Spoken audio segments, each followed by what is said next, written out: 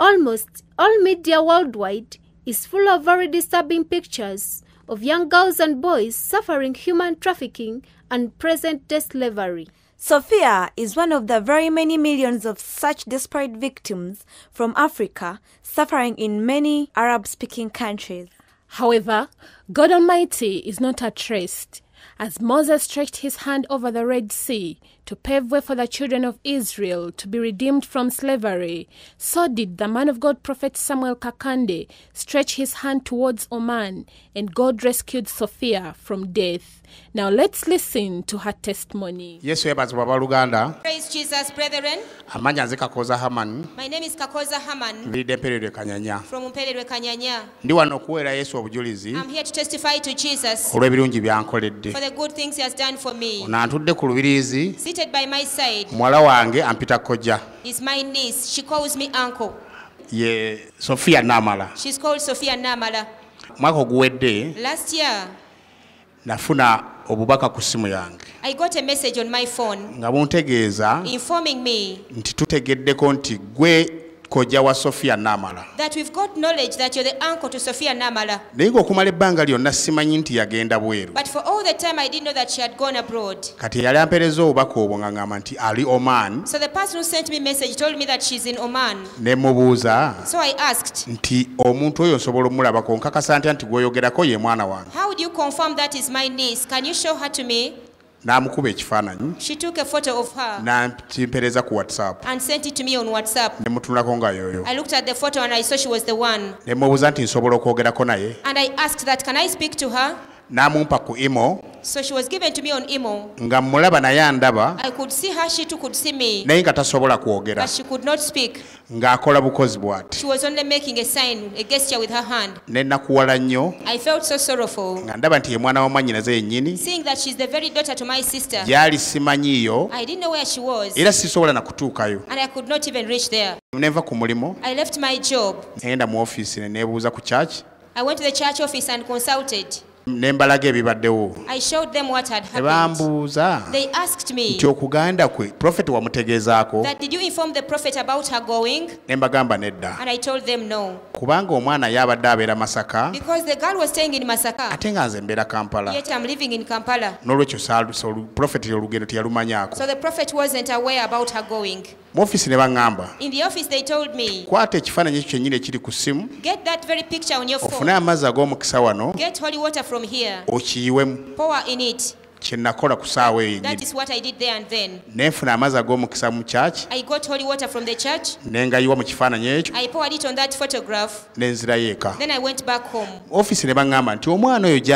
In the office I was told that that girl where she is, she will be able to speak. If she'll be able to speak, then she'll be able to tell you what happened. Before going back home, the usher in the office asked me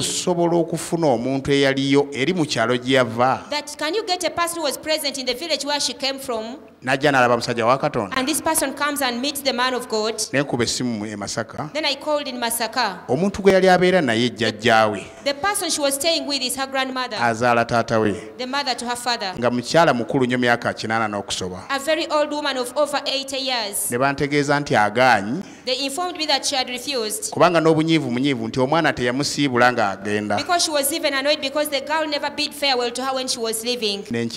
So I left that. In the morning when I went to my work, I felt conviction, but I didn't know what to do. I told some of my friends whom I work with the problem I had over the night. We were four where we were. As I was telling the two whom I was standing with, a third person was seated there in his vehicle. As if I was concluding the story, the one who was seated in the vehicle came out and told me that, do you know that the person Sophia you're talking about, I know her? And I said, that's not possible. You don't know our home. How could you be knowing the Sophia I'm talking about? He asked me that, isn't she born in Mizinge, Masaka? nempulira ngaali mu kirooto. I felt like I was in a dream. Mujjukire nti bwe nabadde ku church, Remember office ya church, when I was at the church office, baŋŋamba teeka amazzi ag'omukisa mu kifaananyi, they told me to get holy water and put it in the picture ebisigadde obirekere Yesu. and leave the rest to Jesus. Owatali kumanyisibwa kwonna, Without any prior information. omuntu oyo nawulira obusungu bungi saagala balimba. I don't want to lie to you, but I felt so much anger towards that Munnange person. eyandi ku lusegere n'aŋŋamba tokikwata bw'otyo, My friend who was beside me told me, don't take it in such a way. tolwana. Don't fight. Kye tulina okukola, What we should do, tugende tulipootinge ku poliisi. let's go and report to police.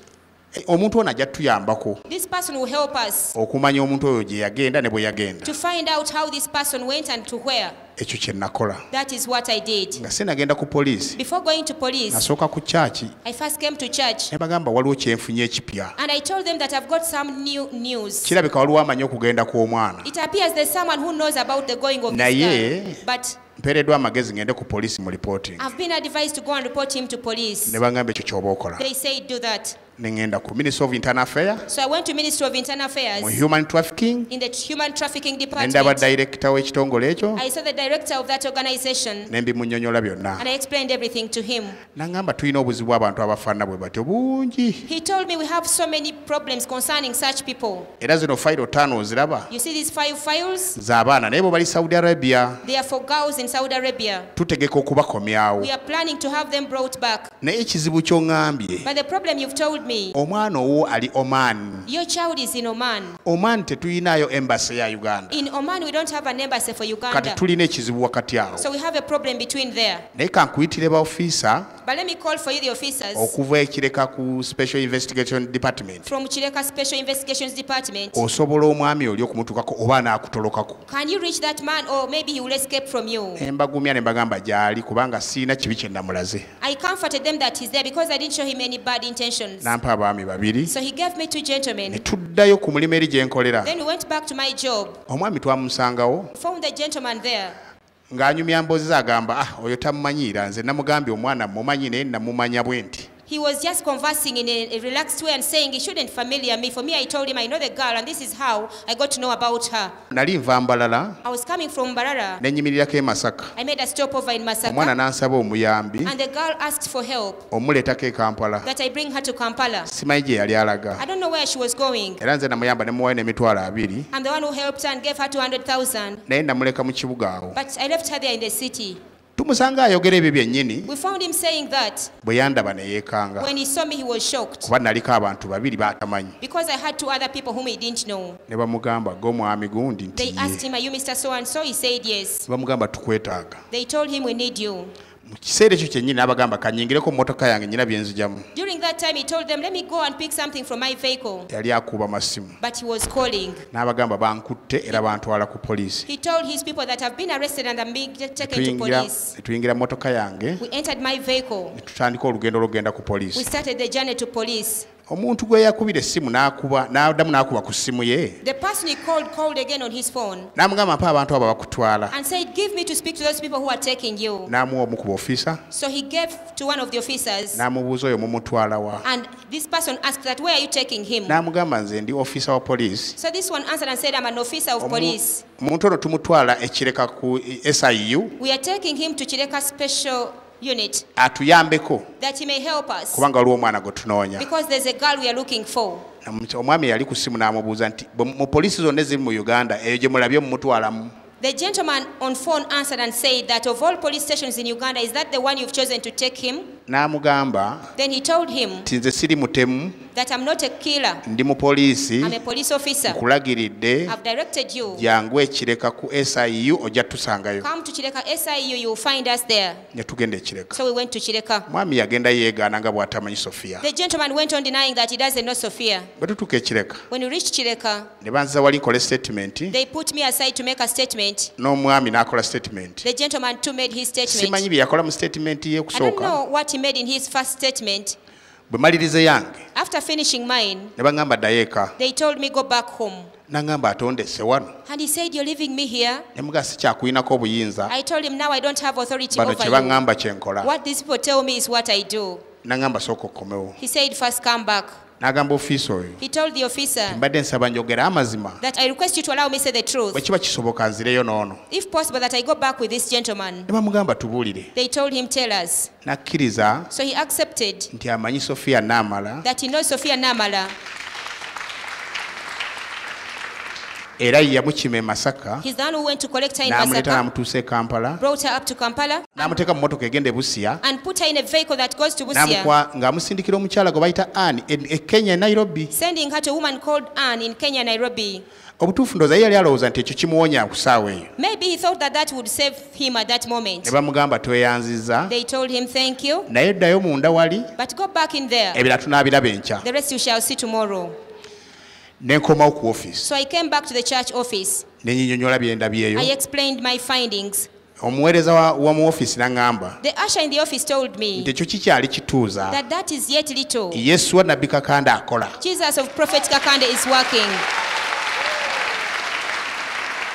Ne ngenda eka ne neebaka. So I went home and slept. Mujjukire badde bansaba omuntu okuva e Masaka ayaliwo ng'omwana agenda. Remember, before they were asking me to bring someone Wes- from Masaka who was present when the girl was leaving, Gwe siina. whom I didn't have. Ne nsalawo ne nga nja kwetikka omusaalaba. So I decided to carry the whole cross. Ne nsalawo olunaku oluddako nzije ndabe nabbi. And the following day I decided to come and meet the prophet.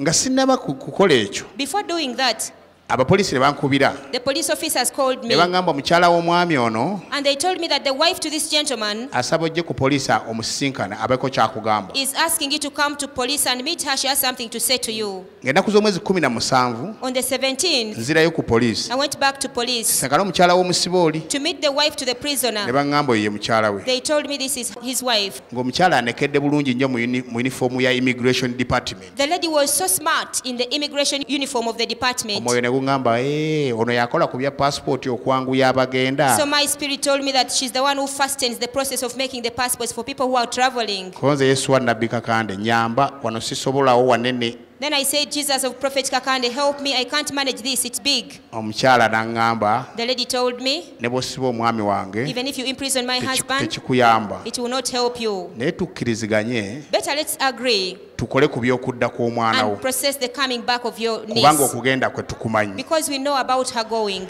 Era kano So here, bw'otunula wansi wano if you look down here, waliwo gye bayita reference there's a reference nga ya special investigation division Kireka from the Special Investigations Division Chireka eriko ennamba zino with this reference number, SD reference reference 10/16 10/16 11 11 2016 2016, nga human trafficking a case of human trafficking. victim is Namala Sophia, The victim being Namara Sophia, suspects and the suspects ye Anne oyo ye mukyala gwe batugamba gwe basindikira abantu e Nairobi is Anne, that woman they told us to whom they sent people in Nairobi, nga bakolagana ne Mariam working together with Mariam stroke Kayemba Umaru stroke Kayemba Umaru, ye yali omusibe by that time who was the Mukomera. prisoner at that time. Omukyala oli mukyala w'omusibe bw'amala otugamba nti ayagala mweyimirira. So after the wife to the prisoner saying that she wanted to bail him out, Abasirikale ne baŋŋamba nti etteeka limukkiriza the police officers told me that she's permitted by law to do that. naye ne bamugamba nti olina okukola endagaano ku ki ekinaddako. But they told her that you must draft an agreement about what to come next. Omukyala n'akola endagaano The lady made an agreement nti okuva ng'ennaku z'omwezi ezo 17 that from that date of the 17th okutuuka nga 25 November up to the 25th of November, ajja kuba amaze okufuna air ticket okugisindikira Anne agisindika Oman. she will have got an air ticket, send it to Anne, and then Anne sends it to Oman Omwana abeere ng'akomyewo. so that the girl can come back.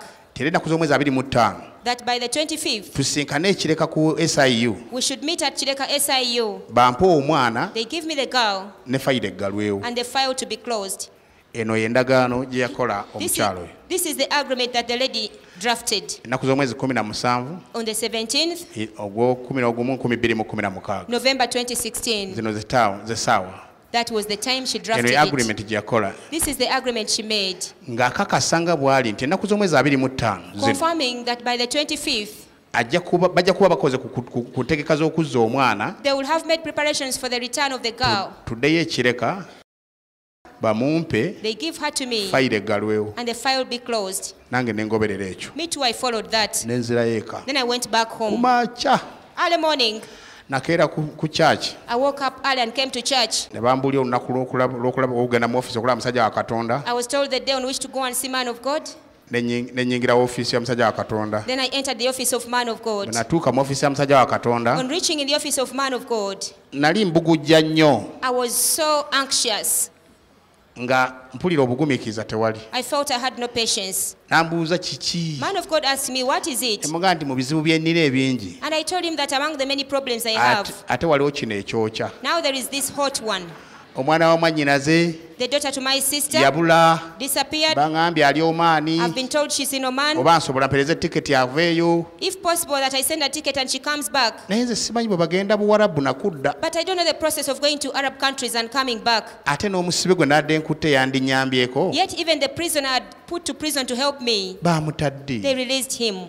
Kakati nkole ntya. Now what should I do? Nangamba kakkana. Man of God told me, calm down. Lwanako entalo ezize endalo zirekere Yesu. Fight your battles and leave the rest to Jesus.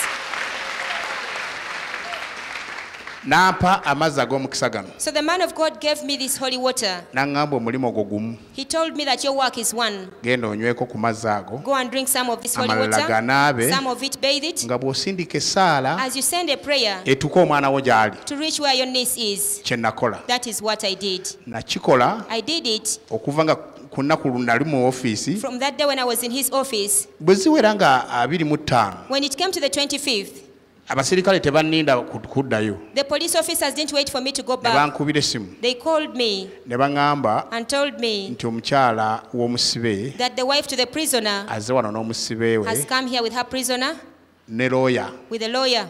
Looya n'abataputira amateeka bo ng'abapoliisi. And the lawyer interpreted the law to the police officers. N'abagamba nti omuntu gwe mwakwata And he told them that the person you si ye arrested mutuufu. is not the right culprit. Mwali mulina kukwata ono Anne ow'e Nairobi. You were supposed to arrest Anne in Nairobi. N'olw'ensonga eyo For that reason, ono omuntu wange mutwala mu mateeka talina musango. I'm taking my client as per law. He's free of any case. Bwe baabimbuulira nabulwa ekyokukola. When they told me this, I lacked and failed to get what to N'engamba do. kati nkole ki? I said, now what should I do? Nkoze ekisoboka ng'omuntu nkomyawo. And I said, as a human being, that's the end of my ability. Ne nzijukira musajja wa Katonda nti yaŋŋambye. Then I remembered that man of God Nabbi told Samuel me, Kakande Prophet Samuel yaŋŋambye Kakande told me nti lwanako entalo ezizo that you fight your battles, endala zirekere Yesu. others leave them for Jesus. Ne nzirayo ewange.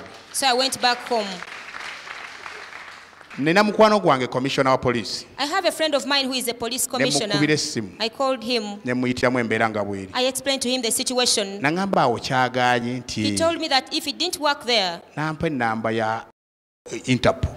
he gave me the number for Interpol, Director wa Interpol. director of Nanga Interpol, gendayo omugambe and told me, go and tell him nti nze nkutumye omunnyonnyole byonna ebiriwo. that it is me who has sent you there, and explain everything to him. Ne ngenda ku Interpol. So I went to Interpol. Ne munnyonnyola byonna. I explained everything. Nangamba tulina ekizibu e Oman. So he told me that we have a problem in Oman. Tetulina embassy ya Uganda Oman. We don't have an embassy for Uganda in Oman. Kati tetulina tteeka lye tukwatira musajja oli ku ssaawa eno ne tumuteeka munda kubanga tewali mujuliza amulumiriza nti yatwala omuntu. So there is no way, there is no law in which we can stand to arrest that man and imprison him, because Ne- there is no evidence that he took the person. Naye Misamani nkusaba ekintu kimu. But I ask you for one thing, Gumiikiriza Mr. Haman, be patient. bwe walibaawo omukisa ogw'abasibe abava Oman badde Saudi kuba gye tulina okujja abantu oba Abu Dhabi. If there will be any opportunity for prisoners in Oman to be taken to Saudi Arabia or Abu Dhabi, because that's where we have access. Owuwo bw'alibeeramu tuliraba. If yours will be among, then we shall see at that time. N'enzira yeeka nga nkulutuse bubi I nnyo. went back home totally discouraged and Atuuka eka broken. ne nkwata eccupa yange ne nnywako. When I reached home, I got my bottle of holy water Ne- and drank some.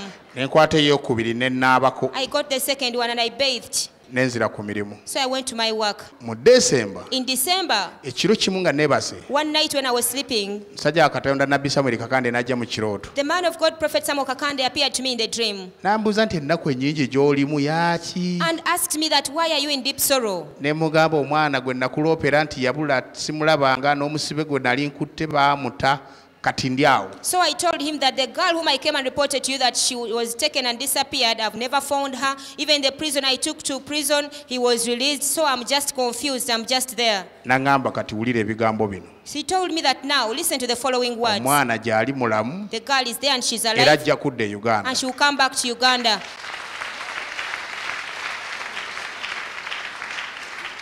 Nenva mu kirooto nga ntidde nnyo ne magamaga ne mbuuza omukyala nti kiki ekibadde onambuuza nti nze obwedda mpulira owuunuuna. I woke up from the dream so scared. I looked around. Then I asked my wife that what has happened. And then she told me, I heard you making some sounds while you were sleeping. I asked her, do you know whom I've been talking with? I told her I've been talking to Prophet Samuel Kakande.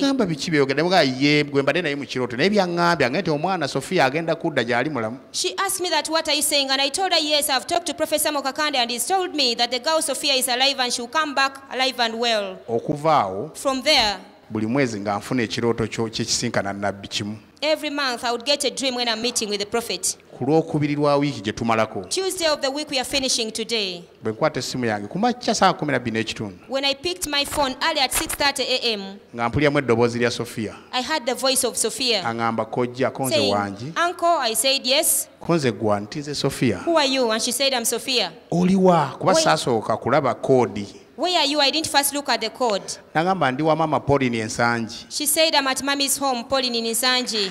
Konze e Uganda nti ndi wa mama Pauline Ensangi kyenazaako mugamba kyali kimu nti okyajjukira ewange. I asked her that, are you in Uganda? She said yes, I'm at mommy's Pauline's place in Ensangi. So I asked her that, you still remember my home? Nangamba ye. She said yes. Ebisigale tujja byogera ng'otuuse wa. I told her the rest you shall speak when you've reached at my home. Mu kiseera ekyo during that time obwongo tebwasooka kukkiriza nti gwenjogera naye Sophia. My brain didn't first believe that I'm talking to Sophia. Omwana yalinyirawo motoka najjeeka. The girl boarded a vehicle straight and came Sophia home. Namala gwenjogerako. Here is the Sophia Namala I'm talking about. Bwe yali annyumiza olugendo lwe yaŋŋamba bino okugenda kwe sikumanyi naye yaŋŋamba nti mu kiseera we baweereza imo mulabeko. When she was telling me her story, she told me that her going, the time they sent me an email that I may speak to her, yamala emyezi 3 nga tayogera. She spent 3 months without talking. Ng'ebyo byonna biva kutulugunyizibwa kwe yayitamu kwali kungi okusaagala nakuddamu kuba bwe mu omuzindalo n'abyogerako ng'addamu olulimi nga lugaano nga lwesiba. All this resulted from the torture that she went through. Naye ng'ayogera bulungi mulamu. I don't want to talk about it because if I'm to side effects yafuna anaatunyumizaamu katono. If I'm to give her the microphone to explain, at times she gets loss of speech, but I'll give her to explain the side effects that she got.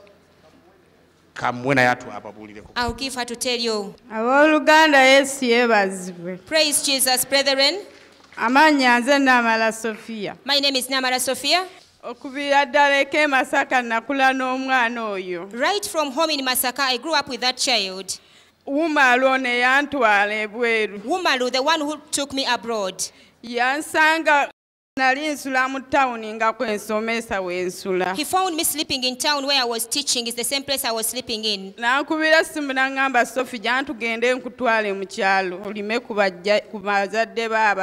He called me and said, Sophie, come and I take you to the village that you weed around the graves of your parents who died. So that before you go, you have weed around their graves. I went up to grandmother's place. We greeted her.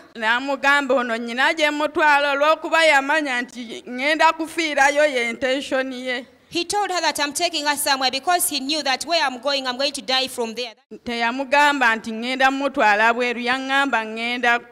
He didn't tell her that he's taking me abroad. He just told her that I'm taking her to work. So we went to weed around the graves. To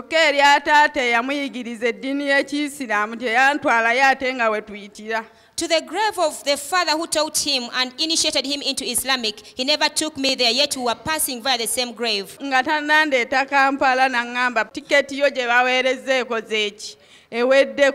Before bringing me to Kampala, he told me that your ticket that was sent has expired. I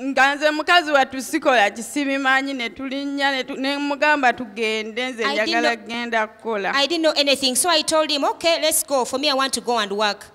He put me on a vehicle that was destined to Kenya. It was missing only one passenger. He asked me to give him 500,000 and I gave it to him. So I boarded up to Kenya, up to Busia. That's where I was put out of the vehicle. When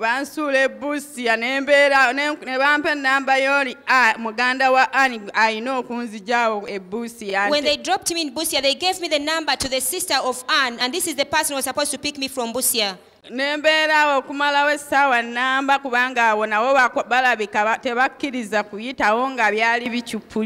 stayed there for like 1 hour because it appears that people are not allowed to go through, especially if they have such illegal arrangements like the one I had.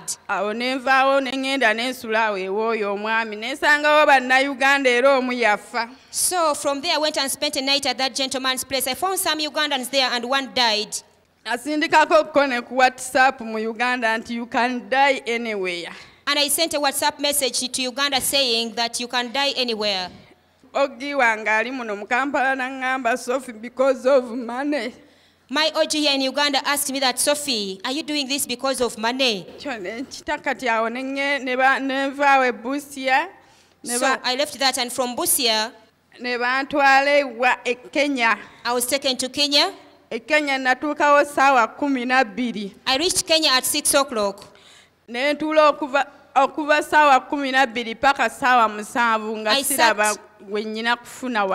sat from 6 up to 1 when I could not see anyone I'm supposed to meet. When I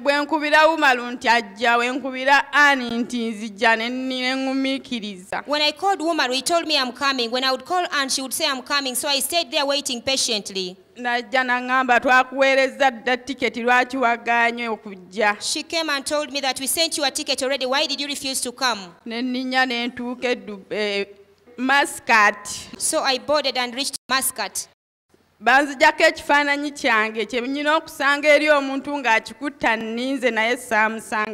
took a picture of me that I should find someone standing with there, that this person should be the one to meet me, but I didn't find the person there. From there they took me. The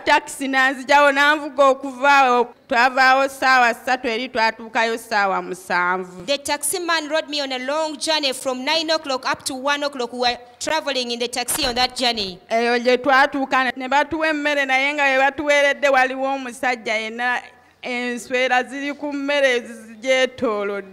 That is why they gave us food, and there was a man with food, but then the food was surrounded by flies. We ate that food. I was with another Ugandan. The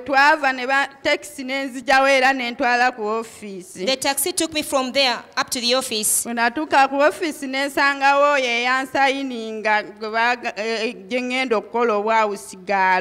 reached the office, that's where I found the person who signed for me that I'm going to work as a house girl. Yet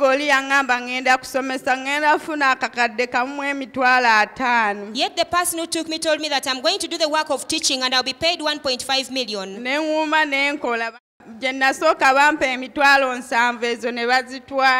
I endured and worked. The first place I went to work, they gave me 700,000 as my pay, but that money was taken. And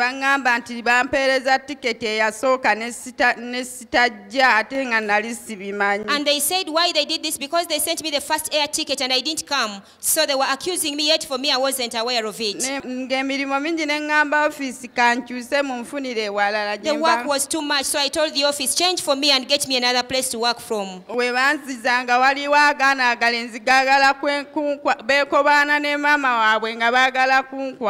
Where they took me, they were very old boys and they connived with their mother. They wanted to rape me. There were 6 mature boys. They connived with their mother. They wanted to sacrifice me. Their ancestral home is in Muscat, though at that time was staying in Bulemi. In Muscat, there's a big sea where they dump Ugandans.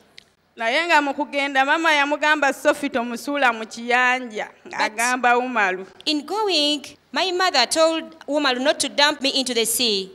So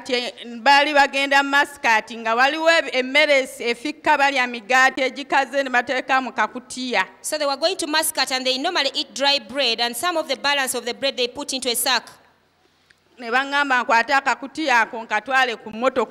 They told me to lift that sack and take it to the vehicle. Ntuuka wabweru nsangayo Abapakistaani babiri nziruka neggalira mu toyo okumalayo essaawa 3. On reaching outside, I found 2 Pakistan men and I locked myself in the toilet for 3 hours. Nalaajanira wabweru mu kisaakaate ng'abaana bali munda naye tewali yafulumayo. I screamed out for help while in the fence. The boys were there but no one came to my rescue. Omukama wange yali wa UAE. My boss was from UAE. Ne mulinda n'akomawo paka ssaawa 6. I waited until we came back at midday. Ne mugamba babadde baagala kunsaddaaka n'aŋŋamba nnimba n'abeera ewaka okumala ewiiki ng'akifolowinga. I told him that these people wanted to sacrifice me and he said you're lying. So he stayed at home the whole week following up this issue. Ne munyumiza story nga we yatambula n'agamba abaana bange tebasobola kikola. And I told him the whole story and he said no, my sons cannot do that. Ne mugamba nziza ku ofiisi. I told him take me back to the office. Kati ku ofiisi ne mugamba mukyala wo yaŋŋamba nnyina akabina kanene lwaki seegatta n'abaana bo. And at the office I told him that your wife told me that I have big bums. Why don't I have sexual intercourse with your sons? Omusajja we yadde ewaka n'akinyonnyola omukazi n'ayomba n'aŋŋamba sivaawo ng'aswadde. So when the man came back home and informed the wife of this, she was so annoyed but actually ashamed and she said I shouldn't leave. N'aŋŋamba buli wonna w'onoogenda okukola nja kuttirawo. She said wherever you dare try to go and work from, I'll go and kill you from there. Omusajja bwe natuuka ku ofiisi ne ŋŋamba working manager nsaba kudda mu nsi yange. When I reached the office, I told the working manager that I request to go back to my country. N'agaana. He refused. Namala ebbanga lya myezi 3 nga sisoogera. I spent 3 months with loss of speech. Kati ne naziba omumwa n'atandika okunsaba amanamba g'essimu. So when I lost my speech, he started asking me for telephone contacts. Navaayo ne ssente zange n'essimu byonna ne babitwala naye sikyajjukira na nnamba ya kkojja gye nagijja ne ngimuwa. All my money and the phones I had were taken, but I don't remember even where I got the uncle's number that I may give it to him. N'engoye zonna era najjira mu siripa. And all the clothes, I don't know where they went. I came in sandals. Banzijja ku ofiisi ne bansuula mu kkubo. I was taken from the office and thrown on the way. Poliisi ne nzijjawo ne nteeka mu poliisi. The police took me and kept me in police custody. Poliisi ne nsangayo paasipooti yange. At the police station, I found my passport. Ne ntuukira ku mpingo. Then I was put on handcuffs. Ne bakuba kano ne kagwa ku kidongo. They hit the back of my head and I hit it on the ground. Ne banteeka ku mpingo wabweru naye nga tuli munda naye nga si mu kisaakaate wabweru ne banteeka ku chain. They put me on a chain and handcuffed me outside. Ne bapika amagulu gano ne gaggwayo naye nga agapika simulaba. They pumped my legs and they became so big and swollen though I could not see who was pumping them. Akawago ne bapika wansi ng'omusulo gunuma naye nga ne simula otya tegufubutukayo. They pumped my blood. It also got so swollen that even if I would feel like passing urine and push it hard, it could not come out. Ne bamala akaseera ne banziza munda. Afterwards, they took me back inside. Ne basika amaaso ne gaggwayo nga sisobola kulaba. They pumped my eyes. They got so big. Kutemyamu katini bwenzi. I could not see. I could only blink a bit. Kati awo we nazibirwa omumwa okumala emyezi 3. That is when I lost my speech. I could not talk for 3 months. Nga ndi mu kiyumba. In that house. Ne malamu emyezi 6 ne wiiki emu. I spent about 6 months and 1 week in that house. Nga soogera naye nga nkuwa. Bampawo akapale kaali kamyufu. Unable to talk, but I was being beaten. They gave me a red trouser. Akapale nga kawanvu ak'okwambala. It was a small trouser. It was red. They gave it to me to put on. Akapale eno gye bantute nagenza okukambala nga ngezze. Where they took me, when I tried to put it on, I was too big. I couldn't fit in it. Ne mmala omwo munda emyezi 6 mu kiyumba nga siraba ku musana. So I spent 6 months in that house without seeing sunshine. Ne banzijjawo ne banteeka mu mmotoka ku makya naye nga sobola kutunula mu njuba. From there, they put me in a vehicle in the morning, but I could not look at the sun. Ne bantwala ku ddwaliro. They took me to hospital. Ku ddwaliro we bantuusa ne nsangayo abantu nga tebategeera ne bampa emmere enjirye ne njigaana. At the hospital where they took me, I found very strange people whom I could not understand. They gave me food and I refused to eat it. Era ne bantuuza we bati mu katebe we kati ng'ow'eddwaliro we They made me sit in the hospital chair. omusajja najja n'anfumita akapiira mu nnyindo. A man came and inserted a tube into my nose. Nga ntegeera bulungi ne bateeka ku kitanda ne bangalika emigulu emikono gyonna ne bagisiba nga sisobola kwetaaya. I was so conscious. This man put a tube in my nose and then they stretched out my hands to the other side. And even my legs, they stretched out such that I could not help myself in any way. Ne ntandika okunywera mu kapiira amata n'amazzi. So I started feeding on milk and water through that tube. Naye nga drop eruma kuba nali ntegeera ng'eringa kaamulaali gwe bakutadde mu maaso. The drop was as bitter as hot pepper because I was fully conscious. Awo kati ne bansumulula gino emikolo ne bandeka amagulu nga bagasibye bwe bati. Afterwards they released my hands and they left the legs tied but apart. Ne mbisumululayo ebintu ne mbijjayo ne nkisuula eri ekipiira. So I pulled out the tube and threw it away. Ne mbagamba nja kusobola okulya olwo awo namalawo wiiki emu. I spent 1 week in that position and I told them that now I will be able to eat. Ne ntandika okulya. Then I started eating. Ddwaliro babaddeyo nga tebankuba. At the hospital they were not beating me. Naye no ku polisi nga bakuba okufa obufi nga newawuli ne wakuyitako weekanga. But at police they used to beat me severely that even if someone just walks past me I would be terrified. Naye nga nkulaga oli yaŋŋamba ŋŋenda kusomesa nze nali musomesa ku Eden e Masaka. But the person who took me told me that I was going there to teach because I was the teacher at Eden Masaka. Nga nkola nga the head of nursery. I was working as the head of the nursery section. Wiki ewedde baŋŋamba ku Sunday nti ogenda ku Monday jja. Last week on Sunday they told me that you go the following Monday. Naye nga ndoota musumba naye nga ndaba Katonda ensi yonna eweddewo ezikiridde. Musumba Samuel Kakande wa Synagogue Church. I would dream about Pastor Samuel Kakande of the Synagogue Church and I would see that the whole world around me has perished. Natandika omuloota nga mmaze okulaba kojja wange ku Imo. I started dreaming about the man of God, Prophet Kakande, after seeing my uncle on Imo. Wenziramu okunyumya story eno bye mulaba bijja bye nali mpitamu bazadde bange. Dear parents, when you see me here, what is happening to me? Because whenever I review this story and start telling it, that's how I react like this. Naye kye nasinga okwewuunya abooluganda. But what I got most surprised about bye bino ebintu eby'okupika amagulu ne geemalayo. Is the issue of pumping my legs and they become too big. N'amaaso ne geereega ne geemalayo. They even pumped my eyes and they became so swollen. N'akalago ne keereega ne keemalayo. Even the bladder, they pumped it and it became too big. Naye kati amagulu go gazimbye era wentuula ennyo gannuma. The legs are still swollen and when I sit for long, they pain me. Brethren, watch on the screens of your television. You can see the legs of Lady Sophia. Surely they are swollen. As a result of the torture that she's telling us about.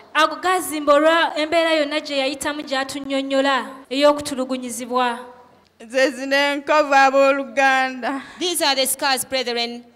You can clearly see the scars on the knees of Lady Sophia.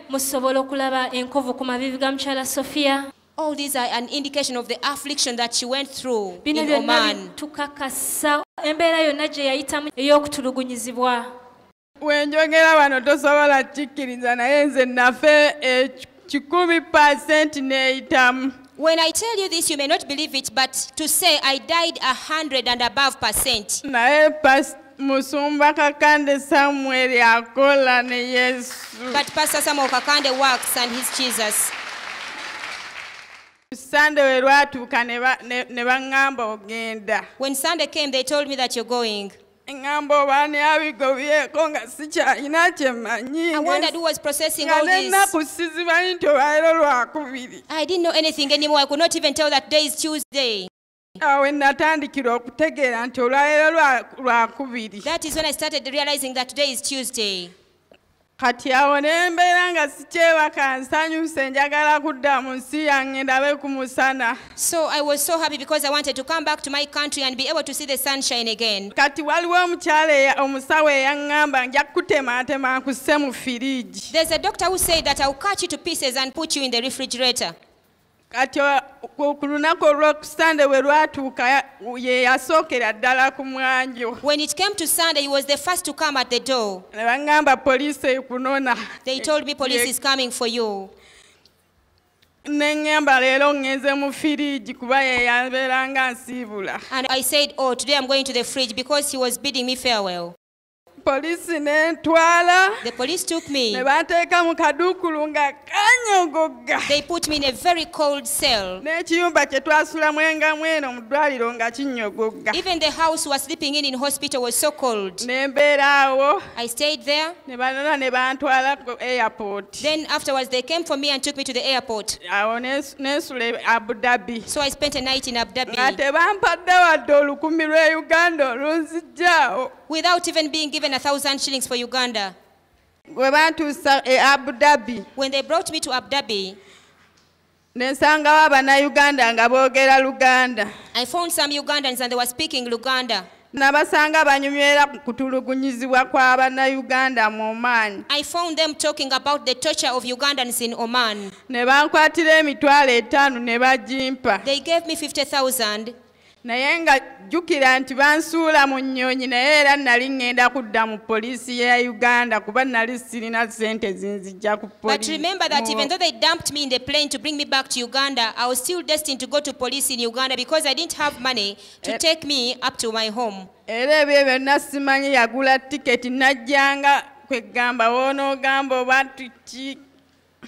I don't know who bought the ticket. I just came. I don't know how I came. Yesu wa Kakande ye yagula ticket. Jesus of Prophet Kakande is the one who bought the air ticket for me. Abooluganda byebyo. That is my story, brethren. Eyo ye passport yange. Uncle alina kyagenda okwogera ku passport. That is my passport. My uncle will say something about my passport. Abooluganda eno ye passport gyayogerako. Brethren, this is the passport she's talking about. Oyinza okukebera munda. When you open inside, kafaananyi ke Sophia Namala. This is her passport photo for Sophia Namala. Eno ye visa ye. This is her visa. Eraga nti baagimuwanga 2/2016. It shows that it was given to her on the 2nd of April 2016. Ng'erina kuggwako nga 2/2018 kitaabaddewo. It was supposed to expire on the 2nd of April 2018, something that never happened. Kana akali wansi kemulaba. And this which you sit down here gye tuyita etiketi yamujja Muscat okumuteeka Abu Dhabi. Is the ticket that got her from Muscat to Abu Dhabi. Kuba yali tayinza kuva Oman straight kutuuka Entebbe. Because she couldn't fly straight from Oman up to Entebbe. Baali balina omuwa tiketi okuva Muscat okutuuka Abu Dhabi. They had to give her a ticket from Muscat up to Abu Dhabi. Kati Abu Dhabi we yava. So from Abu Dhabi, ne bamuteeka mu nnyonyi emutuusa Entebbe era eno ye air ticket gye yakozesa. She was put in a plane that brought her up to Entebbe, and this is the air ticket by naye which she njagala traveled. mukikkiriza abooluganda. But I want you to believe this, brethren, nti omuntu eyatwala Sophia Oman that the person who took Sophia to Oman si yaketalinga tiketi eno. is not the one who catered for this air nze ticket. kojja w'omwana ono yali amunoonya. I, the uncle of this girl who was looking Sinze for nagula her, tiketi eno. I'm not the one who bought this air ticket. Yesu wa Nabbi Samuel Kakande. But Jesus of Prophet Samuel Kakande is the one who did all this.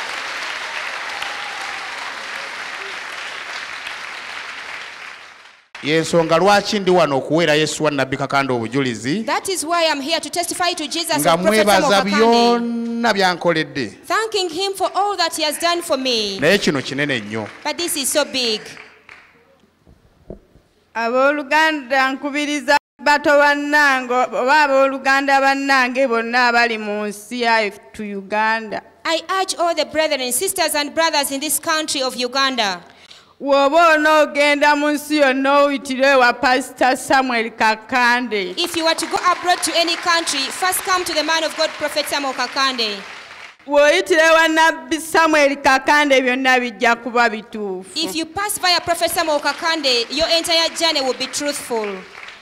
Abooluganda ne nsaba n'omusumba Nabbi Samuel Kakande. I request Prophet Samuel Kakande Asabire ab'ensi nga Kenya nabalekayo Tanzania nga babona batulugunyizibwa. to pray for the Kenyans and the Tanzanians whom I left there. They too are being tortured. N'Abannayuganda Even Ugandans are there.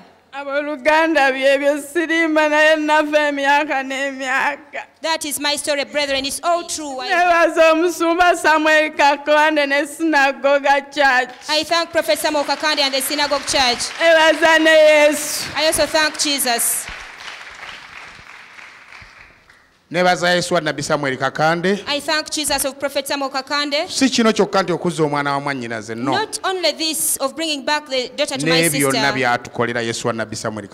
I thank Jesus of Prophet Samuel Kakande for all he does for us. I thank him endlessly. I also thank man of God Prophet Samuel Kakande. Thank you for your tireless prayers you pray for us. I thank Jesus. Thank you so much. Glory and honor back to the Lord. Clap for Jesus the Savior. Look at the young woman here who was in Oman. If it were not the east winds, Moses stretched his right hand, and the Lord caused the east winds. Kakande only stretched his right hand, and the Lord caused the east winds. The ticket, the whatever, the girl is here. Now, there is one thing I want to tell you, brothers and sisters. Never take people at their words. If somebody tells you go and do that, and you're doing this, first weigh the two. What you are doing and what is telling you to do. Some enemy push people to do what they are not supposed to do. So the boy hated the girl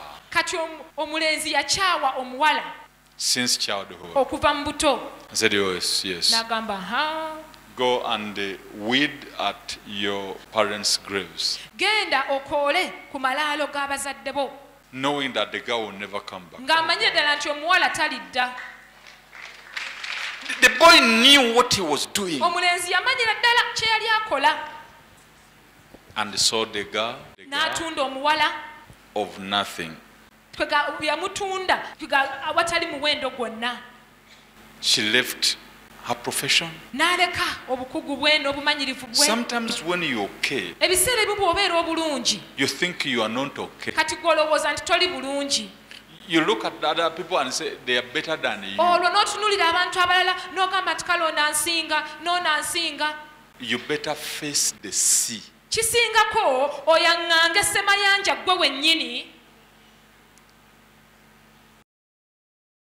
Jesus Christ is the healer.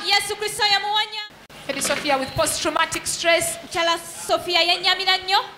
After being tortured in Oman.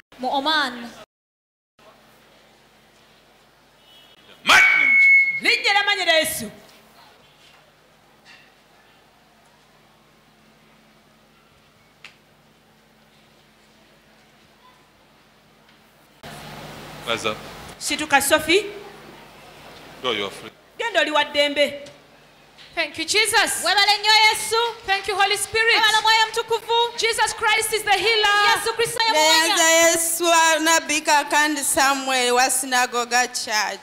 I thank Jesus Christ of Prophet Samuel. Clap for Jesus the Savior.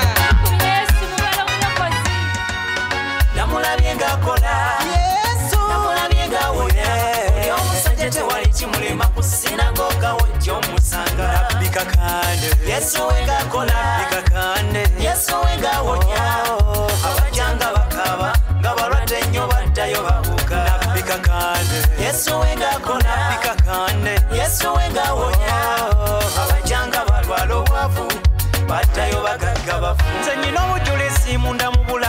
Yesu wakakande bwakoze najja wano sirina na bwembi abasinga kumwe mwandaba ngabe mikwano n'engandaba netamwa tewaliwo kubanyamba nabika kandi nasabira nenfuna obulamu bweyagaza nzatalina bwendiseka kati nesuzana emmotoka nvuga gyempitira bambuuza wakikola otya emmotoka ennungi wagifuna otya amaka amalungi okazimbya otya konze Yesu akakanda akola namulabye ng'akola namulabye ng'awonya oli omusajja tewali kimulema ku sinagoga we omusanga nabika kande Yesu we ng'akola nabika kande Yesu we ng'awonya abajanga bakaba nga balwadde nnyo baddayo babuuka nabika kande Yesu we ng'akola nabika kande Yesu we ng'awonya abajanga balwala obwavu baddayo bagagga bafu